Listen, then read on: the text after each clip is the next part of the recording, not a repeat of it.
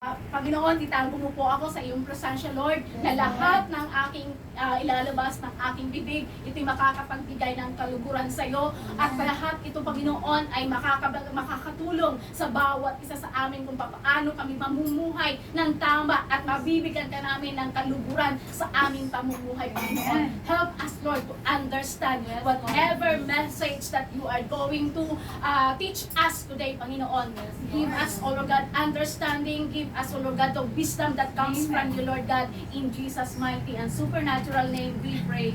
Amen and amen. Tayo po ay magsuko. At ang ating pong topic for today is all about finding rest in Christ Jesus.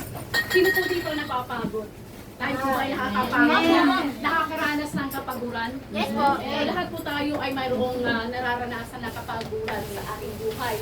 Napapagod po tayo. Kahit tayo po ay nakaupo, napapagod po yung ating isipan. Napapagod po yung ating emosyon. Napapagod po tayo sa ating buhay. At yun po ay normal na pinagdadaanan ng tao. Tayo po ay nandito sa ating laman. Nandito pa tayo sa ating laman. Lahat po nang yan ay ating napapagdaanan. Pero ang Panginoon Diyos po ay may pangako sa atin. At ito po ay matatagpuan natin sa Matthew 11 verses 28 to 30. Tayo po ay magsitayo at sabay-sabay po nating basahin ang Matthew 11, 28 to 30. Sabi po dito, New International Version, sabi po dito, "Come to me, all of you who are weary and burdened, and I will give you rest. Take my yoke upon you and learn from me, for I am gentle and humble in heart, and you will find rest for your souls. For my yoke is easy and my burden is light." Purihin po ang salita ng Panginoon. At tayo po ay magsuko at atin pong pakinggan ang mensahe ng Panginoon Diyos na matatagpuan sa Matthew 11 verses 28 to 30. So, ano po ba yung ating nararamdaman sa ngayon? Tayo po ba ay mayroong nararamdamang kapaguran? Yes. So, this world, sabi dito ang mundong ito ay punong-puno ng demands. Kahit yung ating pamilya, ang daming demands sa atin eh. Yes. Ang ating mga anak, ang daming demands sa atin. Gusto ng ating family ay tayo ay umayon sa kanilang demand. At tayo po ay under pressure. Tayo po ay nakakaranas ng kabigatan, nakakaranas tayo ng stress. Yun po ang nararamdaman ng bawat isa sa atin, especially pagka may magme-message po sa atin na, "Kumusta ka?" Diba ba? Alam na this. Kung anong ibig sabihin ng kumusta ka. So, lahat po ng yan ay nagbibigay sa atin ng stress, nagbibigay sa atin ng kabigatan, nagbibigay sa atin ng kawalang pag-asa minsan. Parang ano ba ito? Wala na bang katapusan ang stress na ito? Wala na bang katapusan yung aking pagsuporta sa kanila? Wala na bang katapusan yung kanilang mga demand sa aking buhay? Di po ba? Lahat po nararanasan po natin. Ako po naranasan ko talaga pagka nagme-message sa akin, ako natatakot na eh. Kinakabahan ako. Dahil alam ko na mayroong dahilan, mayroong kasunod doon. So, yun po ay nakakapagbigay sa atin ng stress. Di po ba? Dahil alam na natin na bago na po ang interpretasyon or ang meaning ng pangungumusta sa mga OFW. Dahil ang kumusta, ang ibig sabihin po sa mga OFW ay pahingi ng pera. Di ba? Pahingi ng tulong. So, lahat po tayo ay nakakaranas ng burden. Meron po tayong mga burden. Tayo po ay nakakaranas ng mga kabigatan sa ating buhay. So, the weight of expectations, be it from work, sa ating trabaho, ang dami expectation ng ating employer, sa ating family, kahit sa ating mga kaibigan, spiritual lives natin, sa ating emosyon, tayo po ay nakakaranas ng kabigatan. Nakakaranas tayo ng stress, nakakaranas tayo ng weariness, at tayo po ay maraming worries sa ating buhay. At ito po ay, ang pakiramdam po tayo, we are all exhausted. Napapagod po tayo eh. Laging ang ating daing is hanggang kailan ganito ang aking sitwasyon. Hanggang kailan ako mananatiling ganito? Hanggang kailan ako dito sa Hong Kong na ako'y pumuti na ang aking buhok ay nandito pa rin ako sa Hong Kong. Dito ba? So, ang dami nating iniisip nag-iisip, ang dami nating, Lord, hanggang ilan ba matatapos? Wala na ba akong wala na bang katapusan ang aking pagtulong? Wala na bang katapusan yung aking paghihirap na ito, ang aking obligasyon na ito? At yun po ang aking pong pakiramdam, talagang parang wala na yatang pag-asa eh. Diba? Kasi parang non-stop eh. Matutulog tayo, gigising tayo, ang iisipin natin, trabaho natin, andun yung kasama, mumurahin ka ng employer mo, pagka wala sa mood ang employer mo, kahit tama ang iyong ginagawa. Tapos mag-message pa yung ating pamilya na ito ang kailangan nila, ito ang problema nila. Pag-iisa ka dito eh, sila marami doon, di po ba? So, yun po ang ating pakaramdam. Pero, dito po sa ating verse na binasa, sa Matthew 11, 28 to 30, Jesus Christ extends a powerful invitation. At ang sabi niya is, come to me. It is a personal invitation of Jesus Christ. Tinatawag po tayo ng Panginoong Diyos. Tinatawag po tayo ng Panginoong Jesus. Ikaw ba'y nagkakaranas ng kabigatan? Ikaw ba'y nakakaranas ng kalungkutan? Ang sabi ng Panginoong Jesus, come to me, all who labor and are heavy laden. Puno ng kabigatan. Ang dami mong parang stress na sa iyong trabaho. Parang wala ka ng kapahingahan. At ito po ay mayroong invitation po sa atin ng Panginoong Jesus. So yung passage nito sa Matthew, it is not just a comforting verse, but it is a radical call to transformation and rest. Kailangan magkaroon po tayo ng transformation. Ibig sabihin, pagbabago sa ating pananaw sa kung anong sitwasyon mayroon tayo. At sabi nga po sa Romans 12, sabi nga, do not conform to, but be transformed by the renewing of your mind. We are commanded not to be conformed, not to be, live in such a way that we are living the way the world is living. Tayo po ay tinawag na tayo ay maging set apart. Ay, paano natin gagawin yun? Paano tayo mababago yung ating buhay? By changing our mind. Changing your mindset. Ang pagbabago ay magsisimula sa ating isipan. Kasi kung ang iisipin natin is negative lagi, ano ba ito? Ako na lang ba ang tutulong sa kanila? Ako na lang ba ang Ako na lang ba? Ganito na lang ba ako? Wala na ba akong pag-asa? So, ang iyong magiging pakiramdam ay wala ka na talagang pag-asa. Ganun na lang ang iyong buhay. So, sabi ng Panginoon Diyos, kailangan nating magbago yung ating pananaw. Bago yung ating perspective sa ating buhay. Magbago tayo sa unang babaguhin natin yung ating isipan. Yung ating pananaw. Bakit nga ba tinawag ng Panginoon Diyos? Tayo ba ay tinawag ng Panginoon Diyos para tayo magkaroon ng paghirap sa mundong ito? Tayo ba ay tinawag para maging talunan tayo ng Panginoon, ng lahat ng mga pinagdadaanan natin sa buhay? We are called to be victorious in Christ Jesus. So lahat po ng kabigatan na ating pinagdadaanan, ay ito po ay part ng buhay natin. Di ba? So ito po ay part lamang ng buhay natin. Hindi ibig sabihin na ito na talaga ang magiging buhay mo hanggang sa ikaw ay sa huling sandali ng iyong buhay.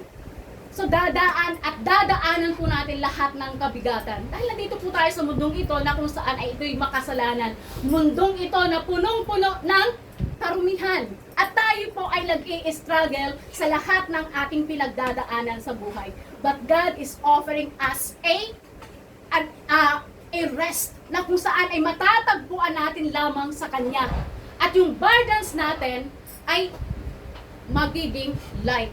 Hindi tayo mananatili na punong-puno ng kabigatan. Kasi kung sa sarili mo lamang sariling kakayahan mo lamang ikaw nakadepende, hindi mo kaya eh. Hindi po natin kaya. Kundi ang ating source ng ating kaalwanan sa buhay, ng ating kapahingahan at kapayapaan ay ang Panginoong Jesus. Madali sabihin kasi wala tayo sa sitwasyon na punong-puno ng kabigatan. Pero kapag po napagtagumpayan natin yan, then sa mga susunod pa ng mga problema kaharapin mo sa iyong buhay, ito'y kaya mo nang mapagtagumpayan. So, let us understand what burden is. So, ito po yung nature ng burden na tinatawag. So, sabi dito, pagka sinabi natin burden, In other words, it is heavy laden, yung iyong mga kabigatan sa buhay. So, it can be emotional, it can be spiritual, at physical exhaustion. Napapagod ka, napapagod ang ating katawan. At once po na tayo ay napagod, kailangan po natin ng kapahingahan. And we will not perform well kapag ka po tayo pagod. Ano man trabahong gawin natin, kahit ibigay mo yung best mo, kung hindi ka nagpapahinga, so ang magiging product noon ay hindi pa rin maganda. Hindi ka magpe-perform ng maayos kapag ka ikaw ay punong-puno ng pagod, kapag ka ikay nakakaranas ng kapaguran sa iyong ginagawa. So ito po ay hindi labang physical exhaustion, minsan po yung ating mental, yung ating pag-iisip, ito po ay nakakadulot sa atin ng kabigatan. Yung ating emosyon, minsan, kapag tayo nalulungkot, kapag tayo nagagalit, yun po ay nagbibigay sa atin ng kapaguran. So, pagka sinabi po natin na burden or heavy laden, yun po ay hindi lamang physical ang pinag-uusapan. Ito po ay spiritual, ito po ay mental or emotional. So, paano naman po sa spiritual? Once ikaw ay separated sa Panginoon Diyos, or hindi ka nagpapatuloy sa paglilingkod sa Panginoon Diyos, ano po yan, doon yung kabigatan eh. Mas lalo mabigat eh. Mas lalo mabigat kapag hindi ka nagpapatuloy sa pagsiserve sa Panginoon Diyos. Minsan ayaw natin pumunta sa church, di po ba? Ano po ang pakiramdam pagka hindi tayo pumunta sa church? Double na. Mas lalo eh. Akala mo makakapagpahinga ka, nakakapagpahinga yung katawan natin, pero yung isipan natin, hindi. Yung ating isipan, inisip natin, parang something is missing. Something is wrong with my emotion, with my relationship with you. Bakit hindi ako pumunta sa iyo, Lord? So, yun po ay mga kabigatan na pinagdadaanan ng tao. And our life, sabi dito, life can be overwhelming. At yun po ay nararanasan natin. At marami po tayong na ginagawa. We juggle work. Marami po tayong mga family responsibilities. Marami tayong mga dapat bayaran ng mga bills. At yun po ay nakakapagpabigat sa atin. And we feel like we are totally drained out. Talagang wala ka ng parang ubos ka na. At naghihina ka dahil sa mga responsibilities na yun, dahil sa kapaguran na iyong nararamdaman. So, the world that we are living,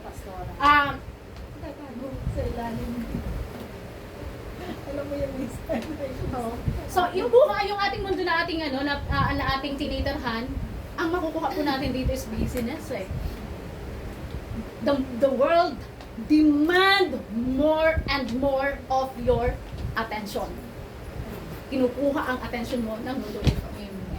Akala mo, kapag ka ibinigay mo sa mundong ito, ang iyong buhay, ang iyong presensya, ang iyong focus, akala mo masaya ka. So, akala natin yung mga kapatiran natin o yung ating mga kababayan na nasa labas, akala natin sila masaya. They are not happy. Yung nakalagay sa kanilang mukha na akala mo ay masaya ang kanilang mukha, nag-iinuman sila, nagtatawanan, deep inside, they are exhausted. They are struggling. Kasi hindi nila natatagpuan ang source ng kapayapaan, ang source ng joy, ang source ng ating kapahingahan.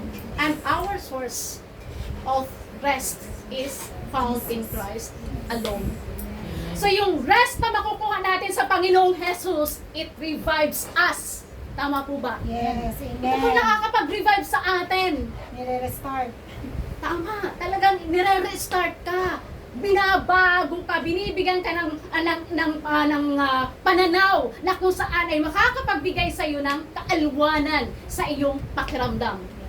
Dahil alam mo na mayroong pag-asa eh. Alam mo na ang pag-asa natin is found in Christ alone. Wala namang ibang pag-asa eh. Ang pag-asa ay makukuha lamang natin sa Panginoong Jesus.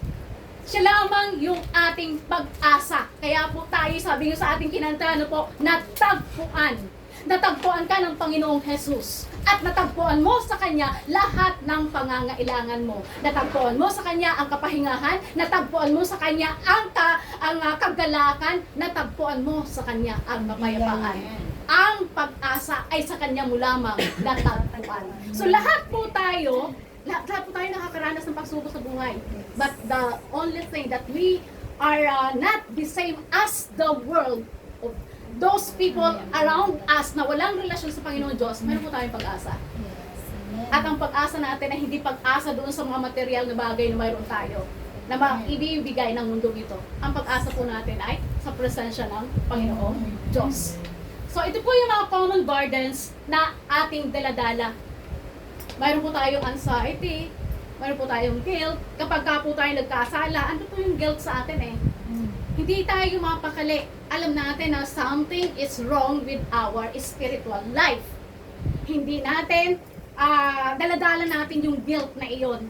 Daladala natin, wala kang kapayapaan, wala kang katahimikan dahil punong-puno ka ng guilt. So, the pressure to succeed. Nakita mo ang iyong kapitbahay na maganda ang bahay, may mga sasakyan. Ano ang nasa isip mo? Sana magkaroon din ako ng sasakyan. Sana magkaroon din ako ng magandang bahay. Di po ba? Huwag niyo sabihin na hindi totoo. Kasi yun ang nasa isipan natin. Sana makarating din ako doon sa Europe. Sana makarating din ako sa Hong Kong. Kagaya ng aming kapitbahay. Kumpleto sila ng mga gamit. Ang dami nating gusto. At ito po yung nape-pressure tayo sa mga gusto natin yan. Nape-pressure tayo na gusto nating maging successful sa ating buhay. Nape-pressure tayo, gusto nating successful yung ating marriage. Di po ba? Tingnan niyo po, kahit gaano kadami ang pera mo, kapag hindi maayos ang iyong pagsasama at saka yung iyong family, ikaw ay hindi masaya. Punong-puno ka ng burden. So yung ito mga nakakaraang araw, ano po yun ang nararamdaman ko eh. Kasi mayroong problema ang aking anak at yung kanyang asawa. Aking anak kasi yan eh, parang is bata eh. So, ako sa puno-puno ako ng burden. Puno-puno ako na, Lord, ano pang gusto ng aking anak? Ang aking anak ay, ang asawa ay malakas ang kita at dentist. May sariling clinic. Ipinangalan ng ganan yung kanilang gym sa anak ko. So ano pang hinahanap ng aking anak? So ako nag-worry na hindi niya na ibibigay yung best niya para sa kanyang asawa. So, Lord, paano mauunawaan ng anak ko na mayroon siyang responsibility sa kanyang asawa na hindi niya dapat i-control ang kanyang asawa. At ako ang nahihiya. Para sa akin ako ang nahihiya. So ako po yung nagkakaroon ng mga anxiety, ng worries, kung paano ko mini-message ko anak ko, hindi naman nagre-reply sa akin. So once tayo po ay nag-message at hindi tayo na-reply, para po tayong mayroong puno-puno ng kabigatan eh. So pero sabi nga po kapag inilapit natin sa Panginoon Diyos yung ating kabigatan, ito po ay maaayos. So siguro may 2 days akong nag-worry, 2 days ako na hindi ko makakontak ang anak ko, ang aking manugang lang aking kinukontak at nakikipag-usap sa akin. So sabi ko, ang aking manugang mayroon pang nararamdaman, tapos ang aking anak ay hindi ko mapayuhan ba. So, puno na ako ng worries na syempre naawa ako sa aking manugang. So sabi ko, Lord, tulungan mo ako kasi nung Sunday nag-uusap tayo dito, parang sabi mo, nakangiti ako pero ang mata ko ay yung parang malungkot ang mata ko. So, yun ang aking burden that time. Pero purihin ang Panginoon Diyos at naayos na lahat. Amen. So, talagang kapag inilapit natin sa Panginoon Diyos yung ating kabigatan, God will help us overcome our struggle. So, napapagtagumpayan po natin yan. So, yun po ay mga relational struggles natin. Mayroon po tayo mga struggles sa ating family, ating employer, at yun po ay nagbibigay sa atin ng kabigatan. So, gusto natin, at saka yung ating pursuit sa perfection.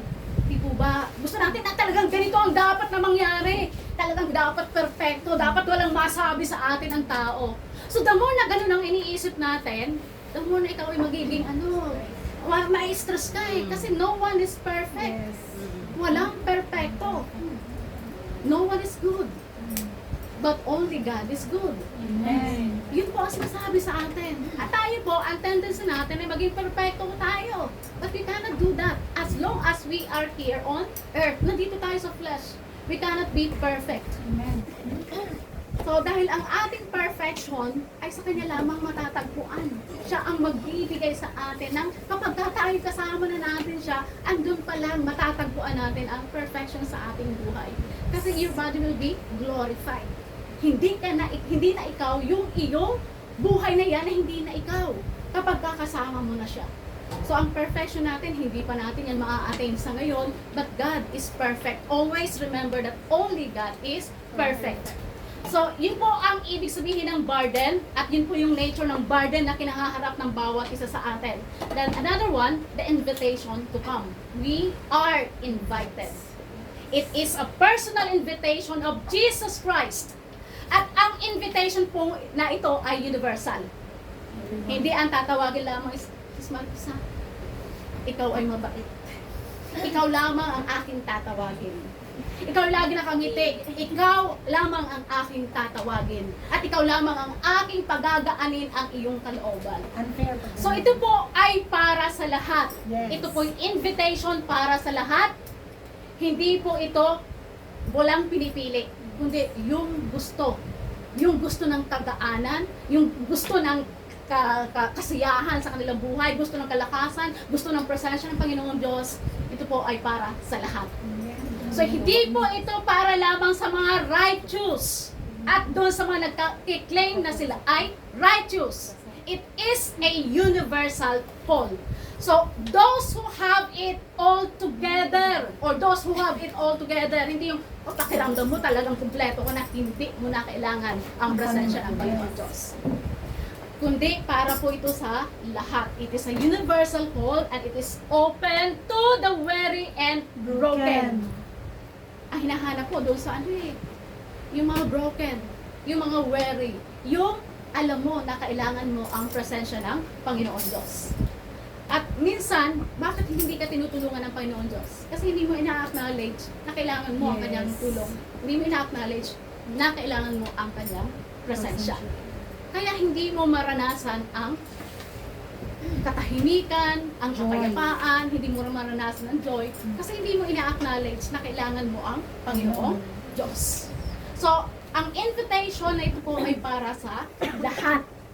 Doon sa mga nakakaranas ng kabigatan, nakakaranas ng kalungkutan, those who are weary and broken. Ito po ang tawag ng Panginoong Diyos. Come to me. All of you who are broken, all of you who are weary, all of you who want to rest. So, mayroon pong pangako ang Panginoon Diyos. At ang pangako niya ay ang kapahingahan. So, ano po ang ibig sabihin ng rest sa Bible? So, pagka sinabi po natin rest, it is more than physical relaxation. Kasi pagka sinabi mo, gusto ko magpahinga, ang ating isipan kagad, gusto matulog, gusto kong wala akong gagawin. Pero ang ino-offer po ng Panginoong Jesus ay hindi physical relaxation. Ang ino-offer po niya sa atin ay yung ating deep soul level peace that only Christ can provide. Siya lamang ang makakapag-provide sa atin. Kapayapaan na walang ibang makakapag-provide kundi ang Panginoong Jesus. Sabi nga, yung kapayapaan natin, kapayapaan na gusto natin. You can be in the midst of chaos. You can be in a chaotic situation, but you are still living in a peaceful life. Bakit? Because you have Jesus in your life. Amen. Kahit ano pang kaguluhan mayroon dyan, you don't have to be worried dahil alam mo na ang iyong kasama ay ang Panginoong Jesus. Ito ba? Siya ang kasama natin. So, wala po tayo dapat na katakutan. Hindi po dapat tayo nag-worry. Pero nag-worry pa rin po tayo. Ano po? Yes. Kasi hindi natin i-apply sa ating buhay. Hindi natin iniisip palagi na ang Panginoong Jesus ang magbibigay sa atin ng kapayapaan, magbibigay sa atin ng katahimikan at kagalakan sa ating buhay, kapahinahan. So ito pong rest na ito ay hindi physical relaxation o yung kapahingahan ng iyong katawan, kundi ang ipinuprovide sa atin ay yung ating tahimik na pamumuhay dahil may maayos kang relasyon sa Panginoon Diyos. May maayos kang, ang iyong intimacy sa Panginoon Diyos ay malalim ang intimacy mo sa Panginoon Diyos. So it is an assurance that we are accepted, we are loved regardless of our performance. So ginagawa natin ang best natin, pero ang Panginoong Diyos ang gagawa pa rin ng rest nung hindi natin kayang gawin. So binibigyan tayo ng assurance na kahit ano pa yung performance mo, you are loved, you are accepted, you are chosen by God. So wala po tayong dapat na ipag-alala. Dapat tayo po ay matibay yung ating pananampalataya na ikaw ay tinanggap ng Panginoon Diyos, pinili ka ng Panginoon Diyos, you are chosen, you are called, you are loved, and you are accepted without any other expectation but to obey Him alone. Ang hinihiling lang po sa atin ng Panginoon Diyos ay sundin siya. Sumunod tayo sa Kanya. Wala nang iba. Wala nang ibang hinihiling sa atin, kundi tayo ay sumunod sa Kanya. So, if you want rest in Christ, dapat gawin po natin. It is intentional. Hindi mo maaaring maranasan ang kapahingahan kung hindi mo ito i-desire ng iyong puso. It is intentional. Ikaw mismo ang hahangad dito. So, rest in Christ leads to freedom from guilt and shame. Akala mo yung ating mga pinagdaanan noon, dati hiya-hiya po tayong sabihin natin, naku, nahihiya ako, baka hindi ako tanggapin ng aking mga kaibigan. Ayaw mo, tatakman mo kung ano yung mga masamang nangyari sa buhay mo. Pero natatakot ka because you want to be accepted by the community. Pero nung nasa kay Kristo ka na, yung iyong pain becomes your praise. Yung test sa buhay mo becomes your testimony. Amen. Hindi ka na ngayon nahihiya na sabihin mo na ito yung pinagdaanan ko, pero binago ako ng Panginoon Amen. Diyos. Amen. Natagpuan ako ng Panginoon Diyos at natagpuan ko sa Kanya ang kalayaan. Amen. Wala na akong guilt. Kaya sabi nga, kung babalikan ng kaaway, babalikan ng kaapwa mo yung pinagdaanan mo, naku Ate Marie, dati ikay ganito ka ang buhay mo dati. Huwag kang maniniwala. Na kay Kristo ka na eh. Tinago na ni Lord sa Di ba? likod niya. Tinago na, wala na. Once na sabi nga, once na pinatawad ka ng Panginoong Jesus, He will put your sins behind your back and remember it no more. Yes. Only the devil is the accuser of the brethren. Amen. Ang nagpapaalala sa iyo ay hindi ang Panginoon Diyos, kundi ang kaaway. Binago ka na eh. Nun bang ikaw ay dating ganun ang pamumuhay mo, na kay Kristo ka ba? Di po ba wala? So, ibig sabihin, you were living in darkness before kasi wala sa iyo ang Panginoong Jesus eh. And Jesus Christ is the light of this world. Nung natagpuan ka ng Panginoong Jesus, yung darkness mo has been annihilated. Nawala na. Pinalayas. Pinalayas na ang kadiliman na nasa sa iyong buhay. So ngayon, ikaw ay cover na ng kaliwanagan ng Panginoong Jesus. Jesus. So bakit pa aalalahanin mo kung ano yung pinagdaanan mo? Wala na yon. Kasi binago ka na, ito'y tinago ng Panginoon Diyos, pinalayas na ito sa buhay mo, kaya ang magpo-condemn sa iyo ng iyong past, hindi yun sa Panginoon Diyos. Dahil nasabi ng Panginoon Diyos, pinalaya na kita eh. Nilinis na kita eh. Bakit mo babalikan ang iyong pinagdaanan na ikaw ay nagawa mo yun kasi wala ka pa kay Kristo eh. Wala ka pa sa Kanyang presensya, kaya mo yung nagawa. Hindi mo pa alam kung ano yung katotohanan. Hindi mo pa alam kung ano yung dapat mong gawin dahil wala pa sa iyo ang Panginoong Jesus. So nung nasa Kanya ka na at natagpuan ka niya, natagpuan mo na rin ang kapayapaan. Pinalaya ka sa foothold ng kaaway, ikaw ay malayang-malaya ka na, malinis na malinis ka na, at ikaw ay patuloy na mamumuhay ng malinis sa presensya ng Panginoong Diyos. So yung iyong pinagdaanan, it was been exposed, na-exposed yun. At yun ay, nakita ng Panginoong Diyos, ay madumi ito, kailangan mong linisin. Nilinis ka ng Panginoong Diyos. So yung ating past, it will never define your future. Dahil ikaw ay nakay Kristo na. Wala na. Kaya wag nating balikan yung nakaraan dahil pinalaya ka na ng Panginoong Jesus. So, ang ating kapayapaan sa kanya matatagpuan, mayroon tayong freedom from guilt, freedom from the foothold of the enemy, malaya ka na. So, ito po yung reminder sa atin that we are not defined by our failures, but by His grace. Ikaw man ay naging failure in the past, pero ikaw ay dahil sa biyaya at kahabagan ng Panginoon Diyos, ikaw ay nakalaya at nagkaroon ka ng pag-asa at nagkaroon ka ng katagumpayan sa presensya ng Panginoon Diyos. Yun pong katagumpayan natin ay marami pong sakop ng katagumpayan. Hindi lamang yung matagumpay ka sa iyong pamumuhay, kundi ibig sabihin, sa bawat pagsubok na pinagdadaanan mo, ikaw ay laging matagumpay.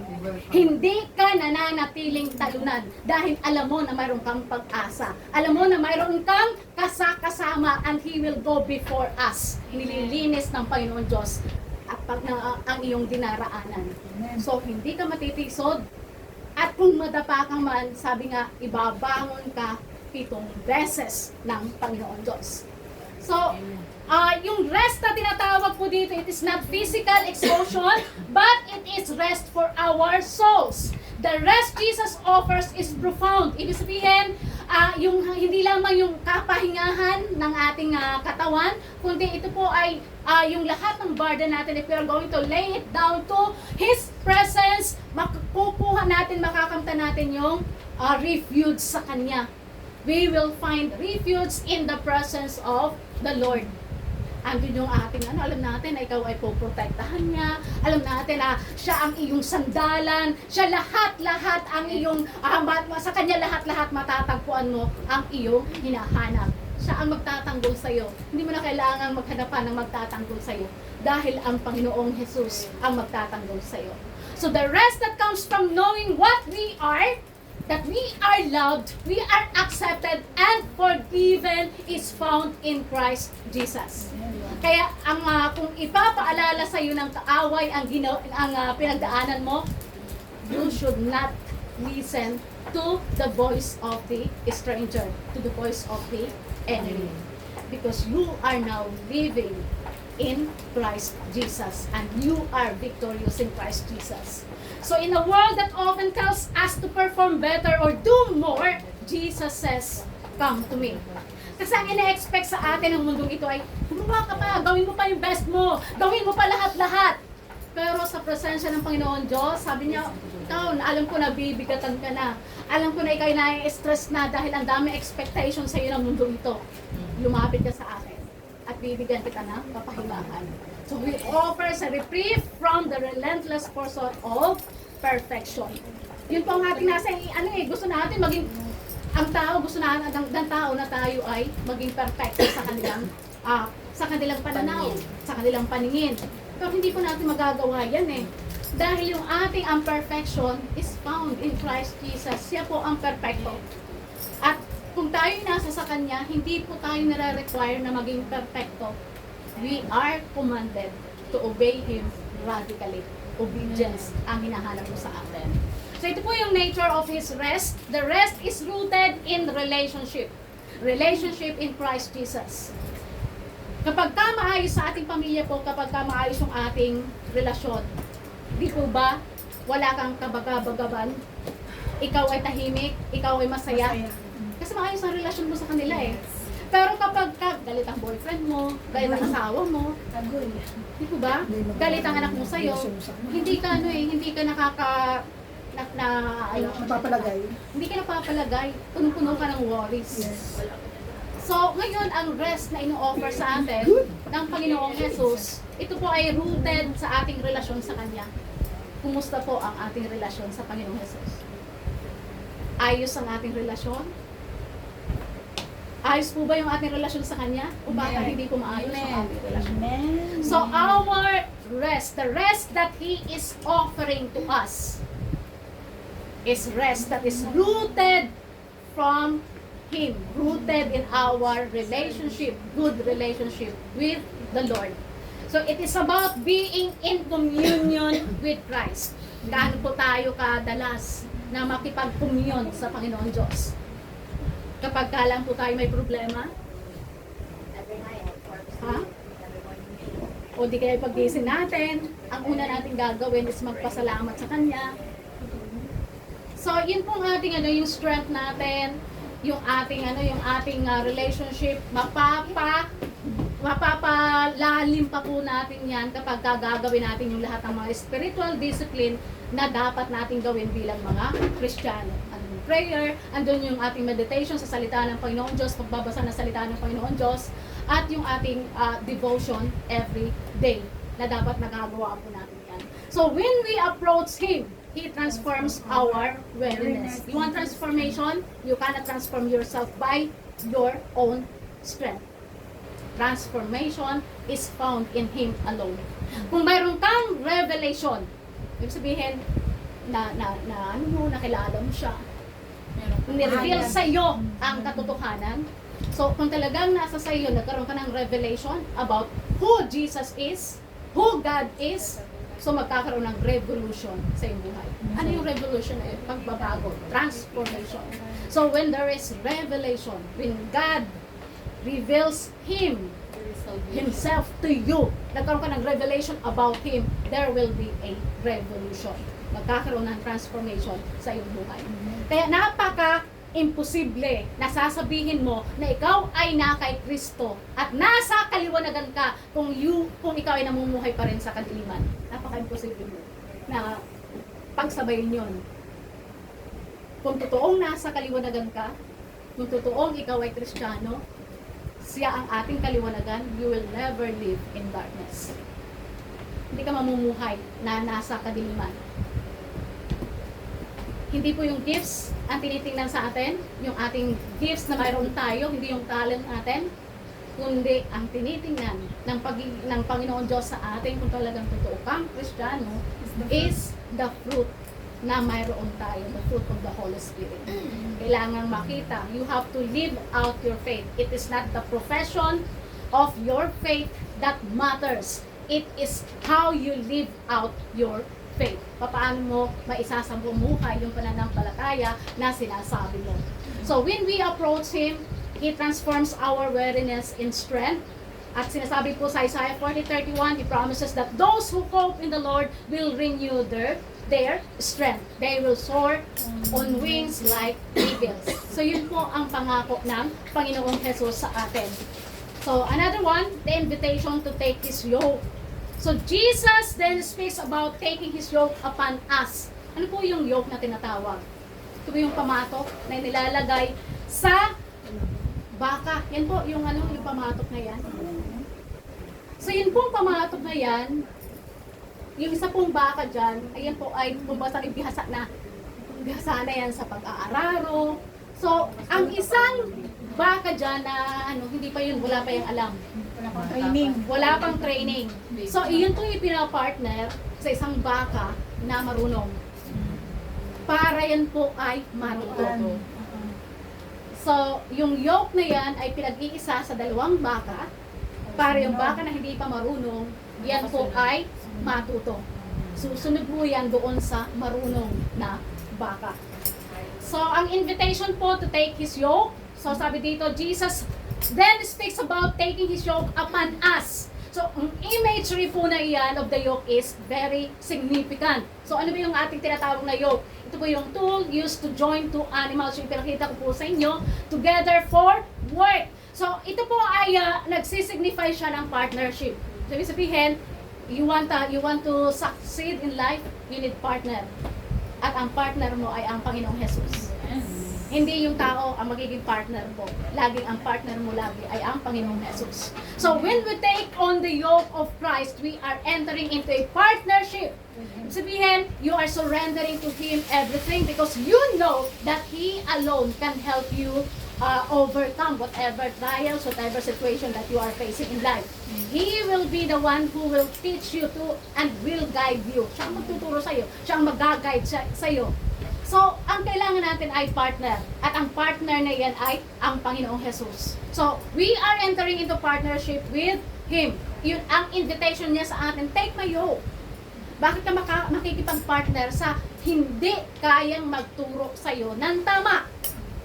So, ito po ay invitation to surrender everything to Him. And to be partner with Him. So, unlike the heavy yokes of the world, which demands performance and perfection, Jesus' yoke is easy. Kasi ikaw ay susunod lang sa Kanya eh. Tinuturuan ka, susunod ka sa Kanya. So, napakadali. Ang kailangan lang natin is sumunod sa Kanyang pinagagawa sa atin. So, His burden is light because He carries the heaviest part of us. The heaviest part for us. Siya ang, kumbaga sana yung lahat ng kabigatan, siya ang magdadala. Tinuturuan ka lang, susunod ka lang. So, mahihirapan ka kapag ka hindi ka sumunod. Hindi po ba? So, kapag ka sumunod ka sa Kanya, hindi mahihirapan. So, yun po ang ino-offer sa atin ng Panginoong Jesus. So, yan po ang yoke na tinatawag. Ito pong isa ang mas marunong. So, para maturuan yung isa, kailangan niya sumunod. Iisang yoke, susunod ka sa Kanya, yung partnership. At kapag kayo nakapag-partner sa marunong, makipag-partner tayo sa Panginoong Jesus, mapapagaan ang iyong buhay. Matututo ka. So, we need to surrender to Him everything. So, we need to learn from Him. So, Jesus invites us to learn from Him, for He is gentle and humble in heart. So, ang mundo kapag ka ang kapartner mo ay ang mundong ito, ano eh? Mas mabigat. Mas mabigat eh. Ikaw ay ano eh, expect ka na, ang tagal mo namang matuto. Bakit ganyan ka? Hindi ba hindi mo ba yan magawa ng ayos? So, pero ang Panginoon Jesus, inuunawa ang ating kalagayan. He is gentle. He is humble in heart. Tuturuan ka ng maayos. So in a society that often values strength and assertiveness, Jesus redefines power to humility. Yun po ang tinuturo sa atin. Gusto mo na maging successful? Be humble. Di ba? Yun ang tawag po sa atin. Dito pagka sinabi, gusto mo makilala, gawin mo yung best mo. Makikilala ka ng mundo ito. Pero ang Panginoong Jesus, ang tinuturo sa atin, gusto mong maging gusto mong makilala, gusto mong maging matagumpay, be humble. Sumunod ka sa atin. Yun po ang requirement lamang ng Panginoong Jesus sa atin. So as we walk alongside Him, we learn His ways, we discover that true strength is found in surrender, and true peace comes from obedience to His will. Gusto mo ng katagumpayan, sa Kanya mo matatagpuan. Gusto mo ng kalakasan, then surrender everything to Him, and He will empower you. Paano mo pupunuin ang isang baso na puno na ng tubig? So you have to empty yourself. Surrender to Him everything. Amen. Kasi minsan pagka sinabi mo, hindi, alam ko na yan eh. Alam ko, paano ka pa pupunuin ng Panginoon Diyos? Hindi na. Kasi sabi mo, puno-puno ka na. What for na ikaw ay pupunuin ng Panginoon Diyos kung sinasabi mo na hindi mo siya kailangan dahil punong-puno ka na? Di po ba? So you have to empty yourself para punuin ka ng Panginoong Diyos. So number 4, living in the light of His burden. So accepting Christ's invitation leads us to be transformed, to have a transformed life. So yung kanyang invitation ay magbibigay sa atin ng transformation. Invitation to surrender to Him everything. At magkakaroon tayo ng transformation. A life of freedom. Ibig sabihin, ikaw ay malaya na sa paghawak sa iyo ng mundo ito. When we embrace this yoke, we find freedom from the burdens that weigh us down. Ano yung mga burden na mayroon tayo? Minsan, puno-puno tayo ng burden, paano kung babayaran ang utang? Dito ba? Pero kung ikay nasa sa Kanya, ano mo, kahit may utang tayo, magaan pa rin. Yes, nakakatawa. Nakakatawa pa rin eh. Diba? Dahil kung mapapagtagumpay, Ganda pa rin. mapapagtagumpay, fresh na fresh pa rin. Fresh na fresh pa din. Dito ba? Hindi So, Yun po ang ino-offer sa atin ng Panginoong Jesus. We are no longer slaves to our fears or past mistakes. Hindi mo naisipin ako. Baka ako'y pag-isipan nila na baka i-chismis nila yung akin na i-chismis ka na para sa'yo, wala na. You are free from guilt dahil pinalaya ka na at pinatawad ka na ng Panginoong Jesus. Thank you, Lord. So instead, we are empowered to live joyfully. We are empowered to live purposefully, knowing that Christ walks with us through every challenge. So sa lahat ng challenges natin sa buhay natin, alam natin na ang kasama natin ay ang Panginoong Jesus. So, and as a servant of the Lord na sumusunod sa Kanya, we are called to share His word, the good news. So as we experience the rest and freedom that we long for from Christ Jesus, nararanasan natin. We become vessel of hope for others. Yung na pagtagumpayan na problema mo noon, ngayon ikaw na ngayon ang magiging vessel ng Panginoon Diyos kung paano mo i-encourage yung mga taong hopeless sa kanilang buhay. So our testimony can encourage those around us. Yung test natin, it becomes our testimony, and it will become an encouragement for those who are suffering the same thing that you suffered before. Di po ba? Napagdaan mo na eh. So alam mo na kung paano mo i-share at paano mapapagtagumpayan ng mga taong nasa paligid mo at mga taong nangangailangan ng presensya ng Panginoon Diyos ang testimony mo. So we are called to share the love of Christ, extending the invitation to those who are weary, just as we were once invited. So ngayon, ikaw ay invite ang Panginoong Jesus na lumapit sa Kanya dahil nasa Kanya lamang ang ating kapahingahan. Ikaw ngayon ay magiging vessel ng pagpapala na iyan, na ang kaligtasan at ang kapayapaan, ang kasiyahan at ang kagalakan matatagpuan lamang sa Panginoong Jesus. Di po ba dati hindi ka nakakapagbigay ng encouragement sa mga taong nasa paligid mo? Kasi ikaw mismo kailangan mo ng encouragement eh. Pero nung natagpuan mo ang kapahingahan, natagpuan mo ang kapayapaan sa So, Panginoong wisdom, Jesus, ngayon ikaw na ang nagiging vessel. May wisdom. Diba? Nagkakaroon ka na ng wisdom kung paano mo i-encourage yung mga taong nasa paligid mo. So as we conclude, let us hold on to a beautiful promise that Jesus offers, rest for our weary souls. Ito po yung ino-offer sa atin. And in a world that often leaves us feeling burdened, we have Savior who invites us to come, to lay down our loads and find peace in Him. So ang ating pong kapayapaan, sa Kanya lamang natin matatagpuan. Ang ating kapahingahan, sa Kanya lamang natin matatagpuan. Wala na pong iba, kundi sa Kanya lamang natin matatagpuan lahat ng hinahanap natin sa ating buhay. Our peace, our rest, our joy is found in Him alone. The joy that surpasses human understanding. Hindi po yan nanuunawaan ng mga tao nasa paligid natin. Bakit na masaya? Punong-puno ka naman ng utang. Punong-puno ka naman ng problema. Bakit ka masaya pa rin? Because you know that you have hope. Diba? You have hope in Christ Jesus. Amen. At mayroon kang kapahingahan sa Kanya. Meron kang And alam mo na ito'y mapapagtagumpayan mo because you are serving a God who is always there for you. Nasasamahan ka sa lahat ng iyong struggle. So nawa po ang mga katuruan ito ay ating maisapamuhay. Our rest is found in Him alone. Wala nang iba. Sila ang makakapagbigay sa atin ng katagumpayan at ng kapayapaan. So tayo po ay magsitayo at atin pong awitin po